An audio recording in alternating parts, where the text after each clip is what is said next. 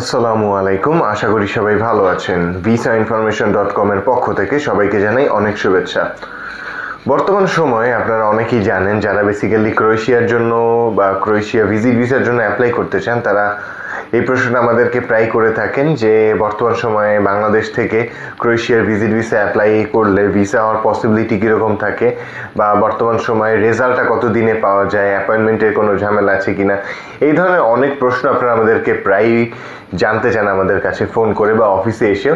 So আজকের ভিডিওটি মূলত এর জন্যই করা যে আপনাদের একটু ধারণা দেওয়ার চেষ্টা করব যে বর্তমান সময়ে যে ক্রোয়েশিয়ার শর্ট টার্ম যে ট্যুরিস্ট ভিসা যেটা বাংলাদেশ থেকে এখন অ্যাপ্লাই করা যায়, এটা চালু হওয়ার পর থেকে অ্যাপয়েন্টমেন্টের কী সমস্যা বা আপনি রেজাল্টটা কতদিনে পেতে পারেন, সো এই বিষয়ে একটু ধারণা দেওয়ার চেষ্টা করব।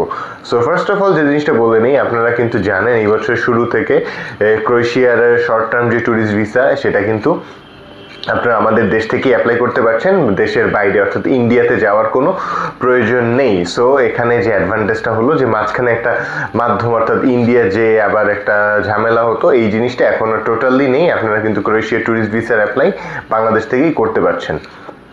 সো এখন ব্যাপার হচ্ছে যে আপনার ফাইলটা সাবমিটের পর রেজাল্টটা কতদিনে পেতে পারবেন, সর্বনিম্ন কতদিন বা সর্বোচ্চ কতদিন লাগতে পারে। সো রিসেন্টলি আমরা যে অ্যাপ্রুভাল একটা পেয়েছি সেটার রেজাল্টটা 15 দিনের মধ্যে চলে এসেছিলো। সো আপনি বলতে পারেন যে মিনিমাম 15 ডেজ লাগবে। সো 3 থেকে 4 সপ্তাহের মধ্যে ইন জেনারেল চলে আসে রেজাল্টটা, সব কিছু মিলিয়ে অর্থাৎ প্রসেসিং সহ আপনার ফাইল সাবমিশন, অ্যাপয়েন্টমেন্ট পাওয়া সব মিলিয়ে একটা 1 মাসের উইন্ডো প্রয়োজন। বাট আপনার রেজাল্টটা আসতে আমরা যে সর্বনিম্ন যেটা দেখেছি সেটা 15 ডেজের মধ্যে result, positive result visa sticker সহ হয়ে এসেছে।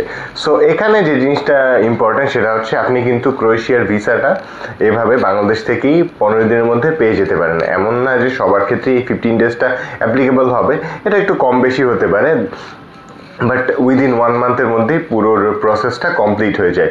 সো এখন যেহেতু রেশিওটা বর্তমানে ক্রোয়েশিয়ার অনেক ভালো আছে এবং বাংলাদেশ থেকে অ্যাপ্লাই করা যায়, সেক্ষেত্রে অবশ্যই যে তাদের যে রিকোয়ারমেন্ট যেটা আছে, তাদের যে ক্রাইটেরিয়া, ওই অনুযায়ী কিন্তু আপনার ফাইলটা রেডি করে দেন সাবমিট করতে হবে। অবশ্যই আপনার প্রফেশনাল এবং ফাইন্যান্সিয়াল ডকুমেন্টস, যেটা সকল ট্যুরিস্ট ভিসার ক্ষেত্রেই ম্যান্ডেটরি, এখানেও এই সেম ডকুমেন্টসগুলোই আপনাকে প্রোভাইড করতে হবে, জাস্ট প্রসেসটা একটু ডিফারেন্ট ওয়েতে করতে হবে।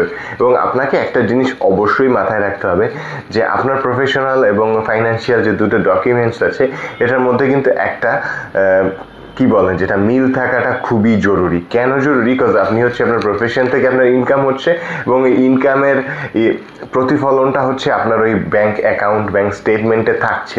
সো আপনার ইনকাম যেভাবে আপনি রিপ্রেজেন্ট করবেন, ডেফিনেটলি আপনি হচ্ছে আপনার ব্যাংকে ওই ধরনের একটা অ্যামাউন্ট অবশ্যই তার থেকে একটু বেশি থাকবে, বাট ওর থেকে যেন কম না থাকে, এভাবে রিপ্রেজেন্ট করতে হবে। সো আপনার আদার্স যত ইনকাম সোর্সেস আছে ওগুলো যদি ব্যাংক অ্যাকাউন্টে অ্যাড হয়, সেগুলো আপনাকে হয় আইদার কভার লেটারে বলে দিতে হবে, অথবা আপনার হচ্ছে বিভিন্ন আদার্স সাপোর্টিং ডকুমেন্টসের মাধ্যমে ওগুলোর সত্যতা যাচাই করার জন্য তাদের কাছে প্রেজেন্ট করতে হবে।